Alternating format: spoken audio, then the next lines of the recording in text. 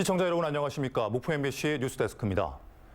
오늘은 김대중 전 대통령 탄생 100주년 기념 특집 뉴스로 전해드립니다. 김대중 전 대통령 탄생 100주년 기념식이 오늘 전남도청에서 열렸습니다. 인권과 평화를 위해 헌신했던 DJ 정신을 기리는 다채로운 행사가 열리고 있습니다. 안준호 기자입니다. 행동하는 양심으로 대한민국 민주주의 발전에 기틀을 마련한 김대중 대통령. 김 전 대통령 탄생 100주년 기념식이 전남도청 김대중 강당에서 열렸습니다. 돌아보는 100년, 나아가는 100년을 주제로 진행된 기념식에서 참석자들은 행동하는 양심, 김대중 전 대통령의 정신을 기렸습니다. 시대를 앞선 사상가이자 혁신가로 독재에 맞선 민주투사로 또 세계사적 외교관으로 죽음도 불사하면서 대한민국의 역사를 이끄셨습니다.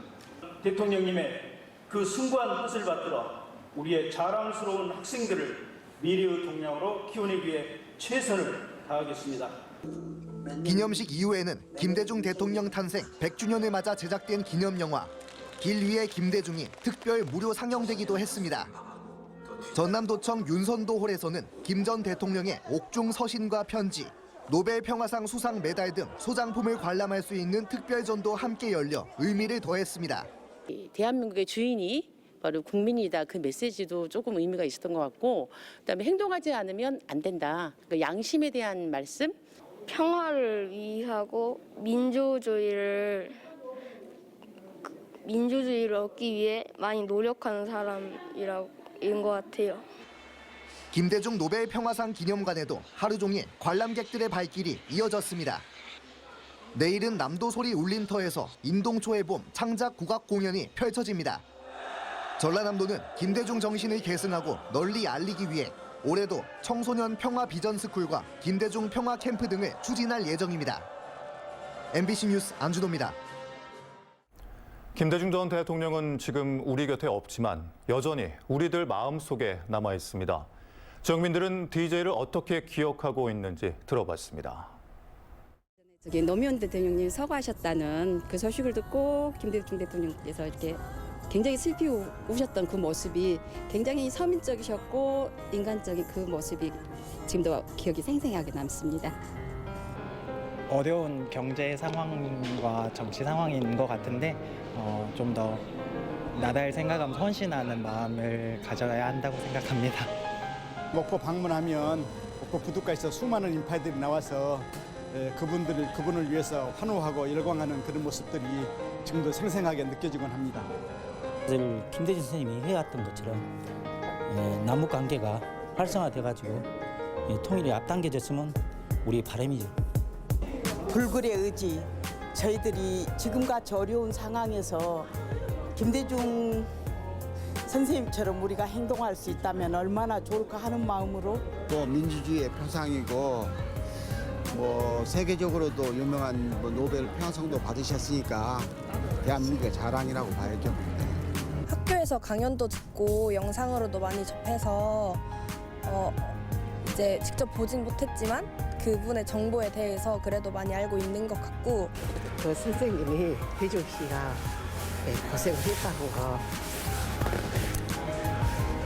그런 생각하면 눈물 나더라고요. 내일은 대한민국 제15대 대통령이자 우리나라 최초의 노벨 평화상 수상자인 김대중 전 대통령 탄생 100주년입니다. 고 김대중 전 대통령의 삶은 덩굴식물인 인동초와 비교되곤 합니다. 인동초는 한겨울에도 푸른 잎을 떨구지 않고 견뎌낸 뒤 봄에 화사한 꽃을 피우죠. 국회의원 선거 4번, 대통령 선거 3번의 낙선과 죽을 고비를 5번 넘긴 김대중의 삶이 고난을 이겨내는 인동초와 너무 닮았기 때문입니다. 그런 김대중 대통령의 삶이기에 많은 어록도 남아있죠. 정치인의 덕목으로 꼽은 서생적 문제의식과 상인적 현실 감각, 국민과 호흡을 맞춰야 한다는 취지에 국민의 손을 잡고 반발만 앞으로 가야 한다. 97년 대선에는 준비된 대통령이란 구호로 대통령에 당선돼 2년 만에 IMF를 극복해냅니다. 노무현 대통령의 죽음과 이명박 정권의 폭주가 한창이던 2009년 4월, 고향인 하이도를 방문한 김대중 대통령은 죽음을 불과 넉 달 앞두고 사자후를 토해내기도 합니다. 양심대로 행동해야 한다.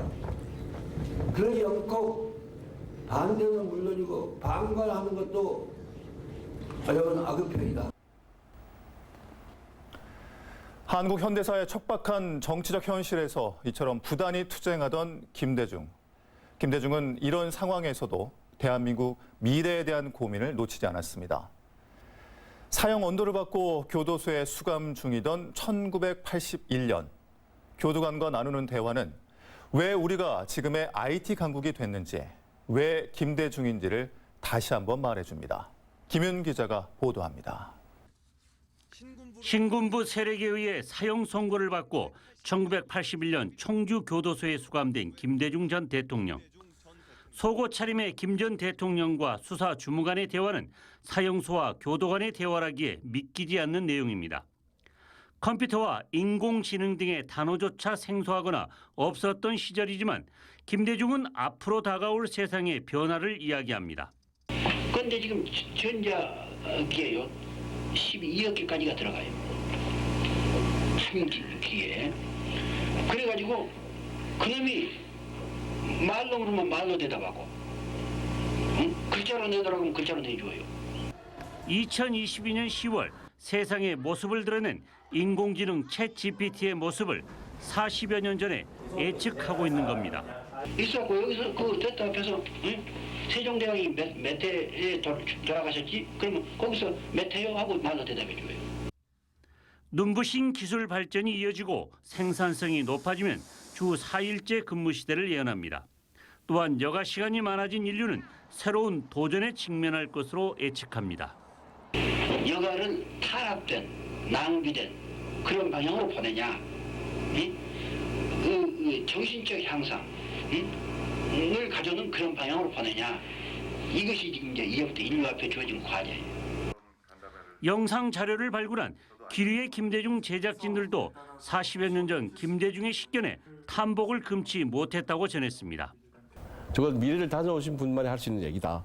보다 근본적인 문제에 대한 고민까지 통찰이 이런 걸 보면서 정말 대단하신 분이다. 김대중 대통령은 이런 대화를 나눈 뒤 16년 만인 1997년 대통령에 당선됐고 그는 전 세계에서 최초로 대한민국에 초고속 인터넷망을 건설하는 등 IT 강국으로 발돋움시켰습니다. MBC 뉴스 김윤입니다.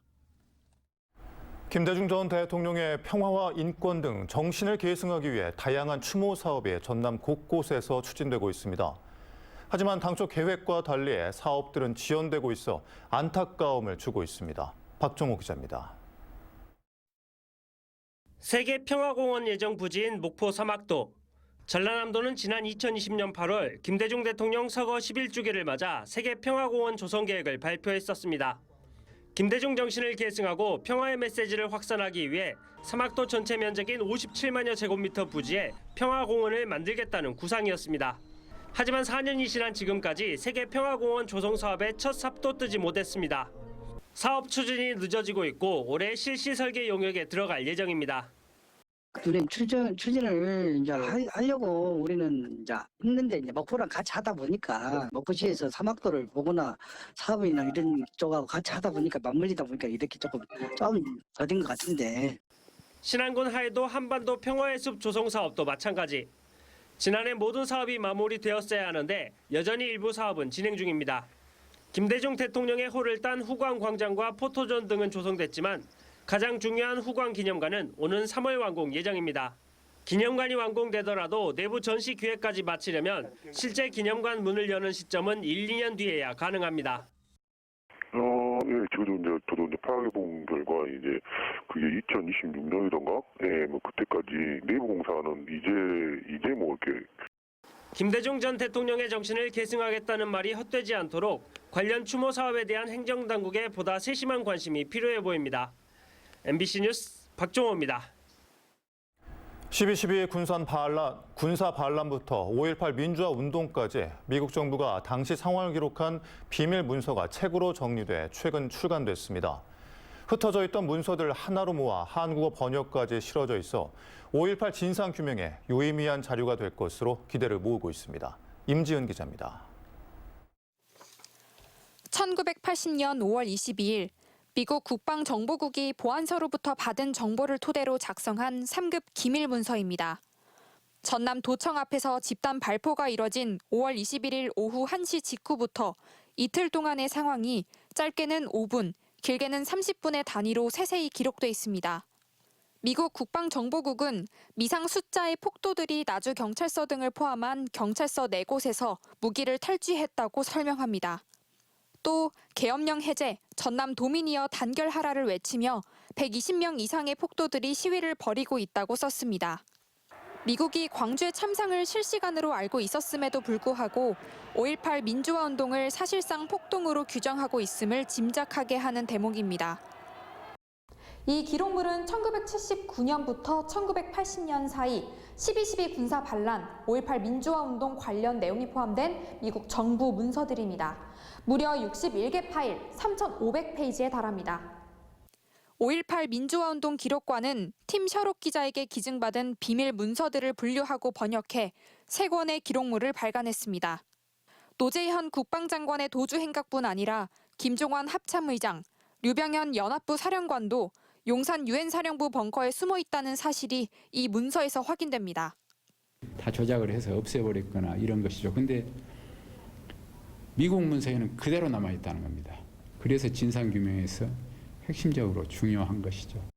팀 셔록 기자가 기증한 자료를 포함해 현재까지 수집한 미국 측의 문서들은 모두 번역이 완료돼 5.18 민주화운동 기록관 홈페이지에서 볼 수 있습니다.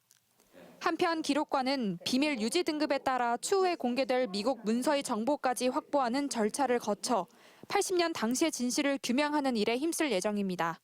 MBC 뉴스 임지은입니다. 다음은 희망 2024 나눔 캠페인에 함께해 주신 분들입니다.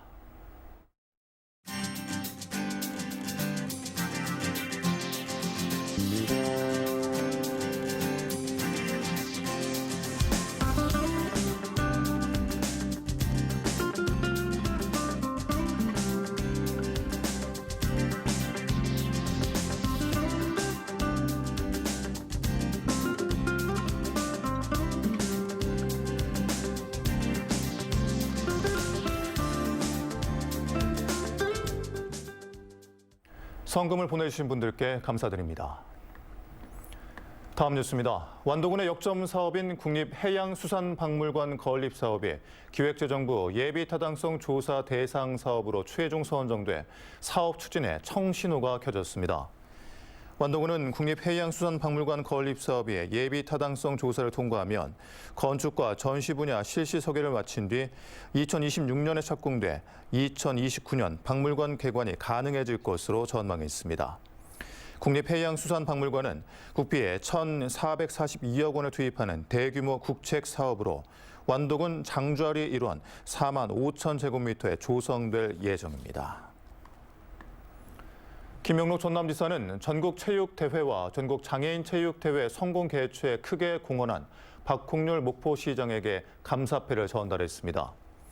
김영록 지사는 목포는 지난해 열린 전국체전과 전국장애인체전의 주 개최주로서 어려운 여건에서도 목포시장을 비롯한 공직자와 목포시민이 헌신해 역대 최고의 감동체전으로 개최했다며 200만 도민을 대표해 감사의 뜻을 전한다고 말했습니다. 전남도의회 경제관광문화위원회가 유럽의 고부가가치 관광 정책과 지역 소득 창출 사례를 벤치마킹하기 위해 9일간의 선진지 방문을 시작했습니다. 이철 경관위원장 등 전남도의원과 전문위원들은 프랑스 베르사유 궁전 인근의 도시에 생깡땡 이블린시를 찾아 시청 관광부처와 간담회를 열고 관광을 통한 지역 발전을 위해서는 국가나 지방정부 차원의 적극적인 지원이 필요하다는 데 공감했습니다. 전남도 의원들은 오는 13일까지 체코 관광청 산하기관 등 유럽 4개국의 주요 관광지 등을 방문해 전남 관광지역 접목 전략을 연구할 예정입니다. 무안 유경오리 농장에서 H5형 고병원성 조류 인플루엔자가 확진됐습니다. 이번 확진으로 지난해 12월 3일 이후 현재까지 가금 농장에서 발생한 고병원성 AI는 26건이며 전남은 모두 7건이 확진됐습니다. 방역당국은 철새, 도래지 등 출입을 자제하고 농장 출입 차량 2단계 소독과 축사 출입 전 세척 등 방역수칙 준수를 당부했습니다. 한국은행 목포본부가 설 명절을 앞두고 지역 중소기업과 자영업자에게 설 자금을 지원합니다.